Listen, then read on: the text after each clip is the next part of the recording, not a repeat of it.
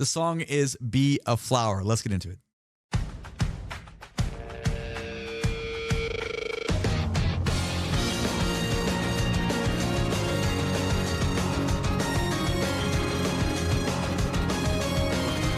Oh, the bass is so good.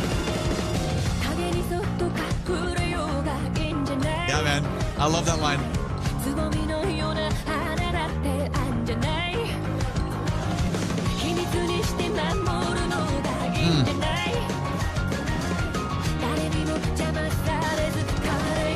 Such good writing. We'll go back in a sec.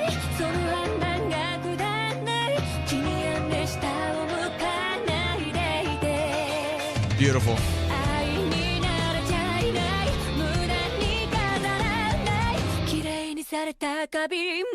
We're going to stop with the chorus, just so you know.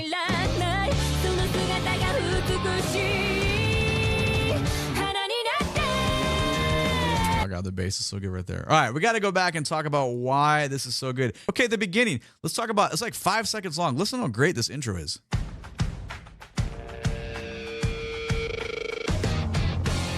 You get the groove established immediately.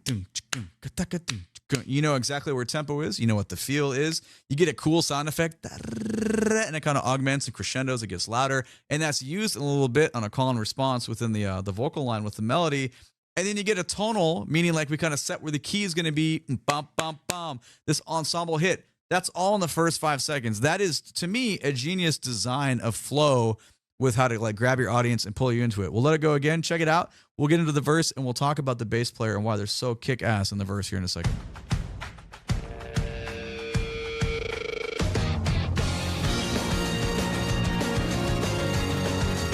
Sounds so good, man. This is a nice little intro chunk.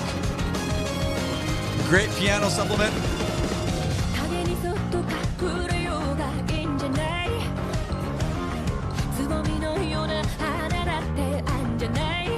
All right. Like the way that's being picked and how it's kind of fuzzy. I feel like the other elements in the verse, like it's a really well-written verse, but there are properties that we have in a lot of songs. And now it does get augmented in a second, but for this first like chunk, the first 4 bars, the drums sound like what you would expect within this progression. The progression feels like a pop-related progression. The vocalist sounds good. You would expect the vocalist. We have high expectations for recording artists. At least I do, and you should too. But we're getting that. But what separates it from me is just the foundation of the fuzzy tone on the bass, the pick that's being used, and just the way the line is flowing with a little bit of rhythmic, like there's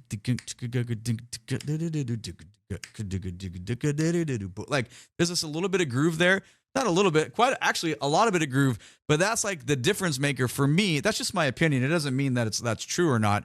Just everything else feels like the rhythm section is playing. Rhythm section means drums, bass, guitar, keys, and any instruments that are doing those kind of roles. Like it feels like what you would expect to walk into a session and play, but the bassist is like just give me that like different feel that's going to make the vocalist stand out when it's on top of that. Now let's go back and check it out again. You can agree or disagree with that. It's just kind of like how it hits you, you know?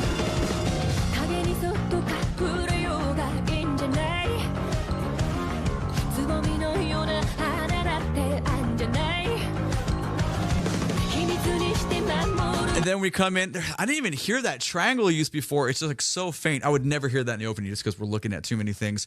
But the callback is really cool. Bump, ba-da, you get that little like similar sound effect the way in the beginning. Little things like that. Like, you know how we listen to stuff like it. Let's compare and contrast. Think about the Oshinoko opening, the one for season 2. Think about how many like sounds are happening all the time. You can tell those producers are like, fuck, we got to throw this in, throw that in, throw this in, throw that in. Like just like hit the audience with so much stuff.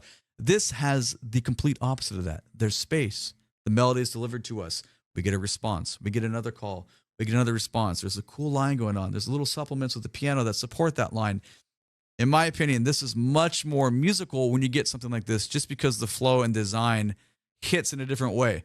Is it better? No, it's art, right? There is no such thing as better or worse.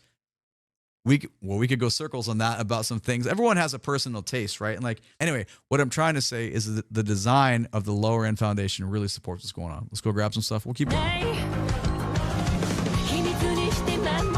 Man, the piano.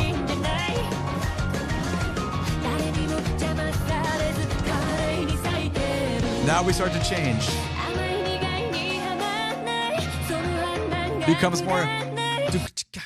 Becomes much more traditional with our cultural instrument use here. Changes the flow of the groove, which is an outstanding like hiccup. It's a little speed bump to be like, hey, pay attention. Like there's this other part coming here. But what the connection, the smoothness, the way the piano was kind of cascading over all that was really supportive of how beautiful that melody line is in the vocals. But when we get that change within the groove, that's everything. To me, at least to me, that is everything. Let's go back far enough where we get the change again.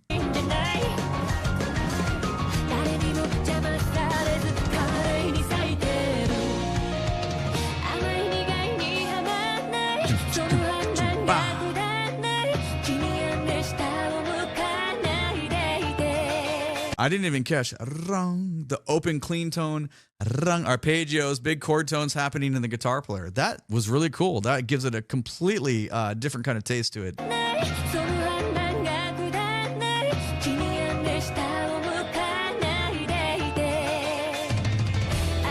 Nice fill. Now that's where the bass is really, the tone is different there. We don't have that fuzzy feel anymore. And you can really lock into how they move down as the line descends there to bring us into this kind of, it's not a stop time. We just have some hits. Boom. Stop time is more we're going to have a downbeat, something's more like musical theater, something's happening on stage. We cue in with the conductor, time to stop, and then we come back in. The tempo is we're still moving here. So I guess stop time wouldn't really be the correct vocab use, but we just get this chunk that's coming up. I'm going to go back 11 seconds. Hopefully that's enough to hear this. Listen for the bassist now. Come on, man.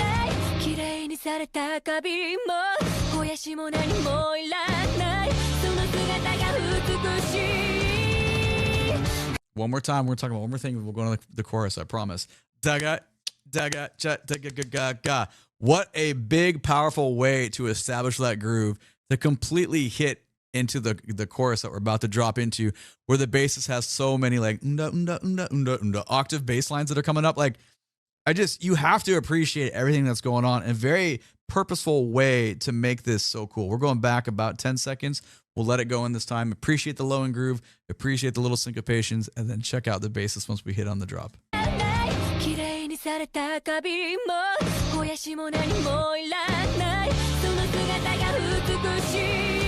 Here we go.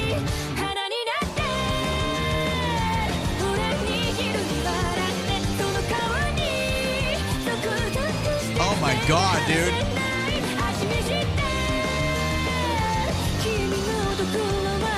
Oh, the flow.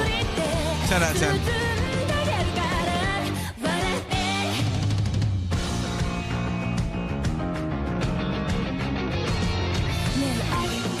And that's where I'm used to it ending. You know what I'm talking about. Oh my God, I have chills right now.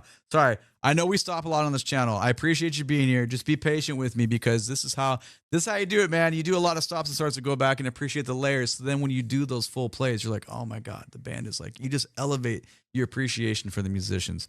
You get like these disco elements going on in the bass line. Little jazz, like a little bit of vocabulary from the bass that just really expresses that they can play a lot of other genres as well.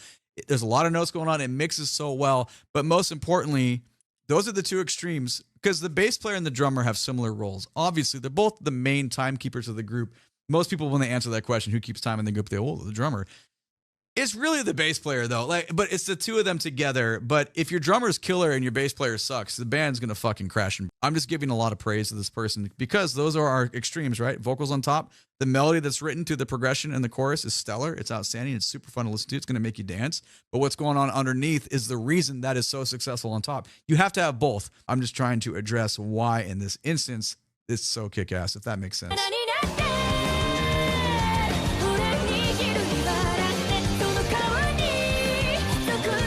Oh my God.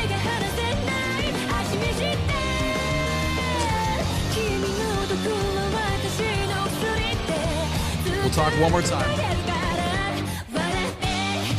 Jagon Pow, another ensemble hit. We haven't really had one of those since the beginning of the piece. So that's great to bring us back into that at 1 minute and 19 seconds. The other things, the other inner layer, the piano player, if you take it away, it would be kind of tragic. They're not doing too much though, right? Like they're just doing enough. Kind of like that comparison we just talked about to the other opening, right? How there's like so much stuff going on. This is the perfect amount of chord layerings going on within the piano player to make it work. The other person, the drummer, we kind of talked about the bassist and the drummer too, but you have to have this kind of amount of energy to be, the chorus is explosive in that nature. So all those things have to like layer together, and they all have to make those choices to be like, how are we going to do this? Because when you think about, when you go in, like those of you that play, you already know this, but if you don't play, you might not know this. And you're like, hey, this is a song we're doing. You're looking at your chart, you know, it's like a basic arrangement. Like, hey, here's the hits. Like you'll just be looking at like chord changes of what's going on. Here's the verse. Here's, you know, like second half of the verse. Here's the chorus. Y'all have to talk to each other musically as you play through this and make it work. Like the bass player had to make that decision to play those lines, right? Unda, unda, unda, unda, unda. You could play all kinds of stuff. Like they could just play the roots. They could play too many notes. They could play not enough notes. The drummer could play a different feel here. Like the reason we're hyping out and kind of geeking up on this is because everyone made all these choices, and that's the artistry of it. That's why it's so cool.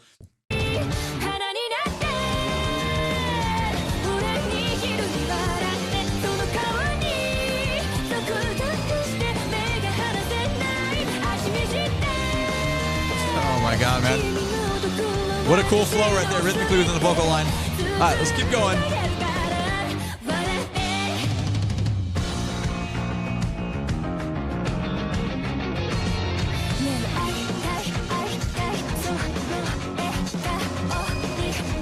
Okay. This is sick.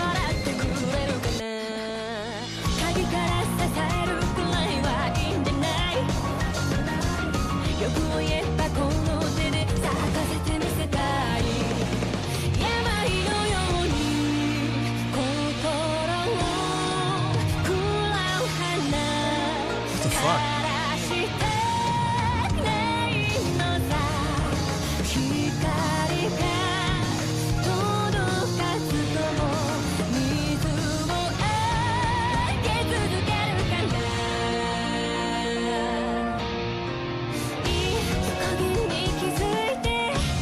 Whoa. I have so many chills right now. I was not expecting that at all. We have to go back and talk about it. That one section was so groovy.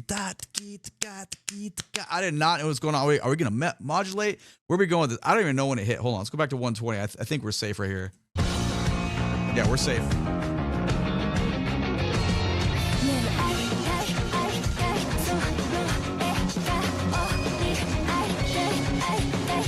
That hits, man.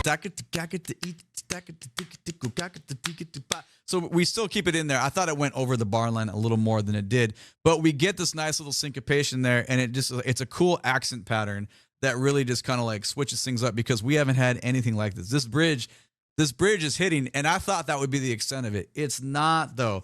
But hold on, the guitar part. Hold on, this is right about here. One more time, please. Yeah, okay. So we have similar elements to the beginning. That's kind of a related part. Kind of like that bass line we had at the beginning, but we got some palm muting going on there. It's very cool. The vocals gets the effects on there, which makes it a lot more, I guess, attractive to the ear when we get that syncopated rhythm thing. So for me, that's the equation that really hits there. Let's keep going though, because it changes up so much.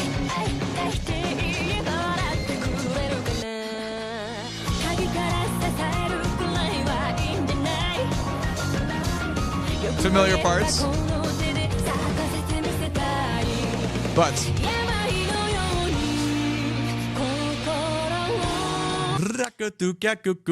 the big quarter note triplet section, and then more of like an open round sound in the tone of the voice, almost a little borderline. It feels like, oh, you got some classical training there. Like I was not expecting this to happen at all.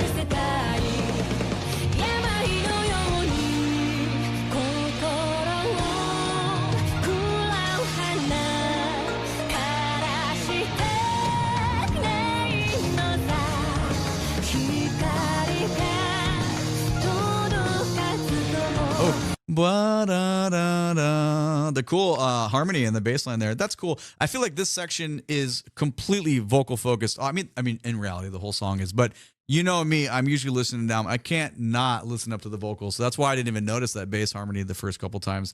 It's very cool. The displacement of the groove is the biggest thing for me because we just came out of that, all that cool stuff we just talked about. That suddenly the groove is, you hit something bigger than a speed bump because it's completely displaced. It's wide open.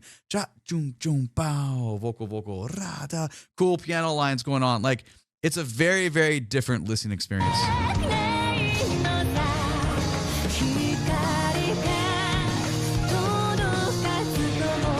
Borderline halftime groove in the drums there. Cool sending lick.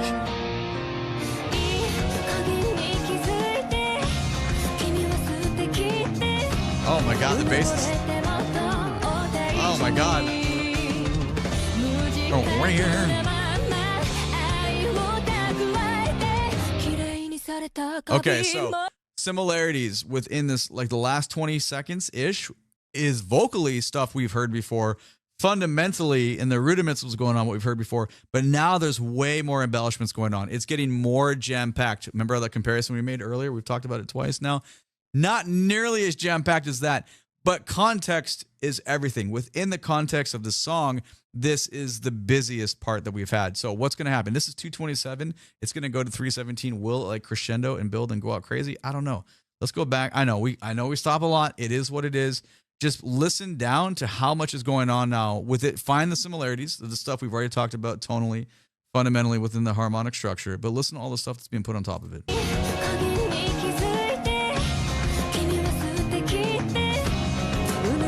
Who is the bass player? Unreal.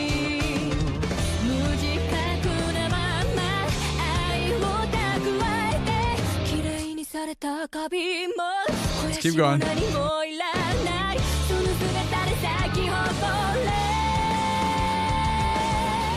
Extension. Oh, yeah, man.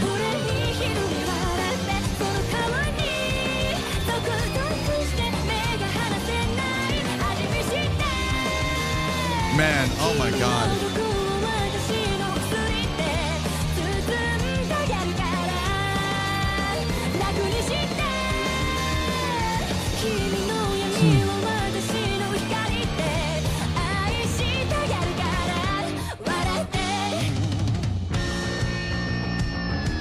And here's the ending that we know.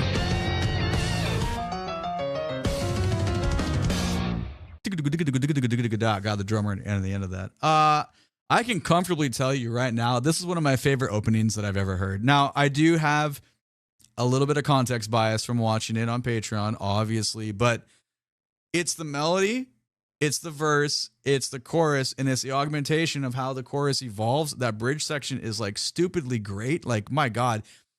But it's the bass player. Come on, dude. Like, I swear to God, in these Japanese anime songs that we listen to, there is no shortage.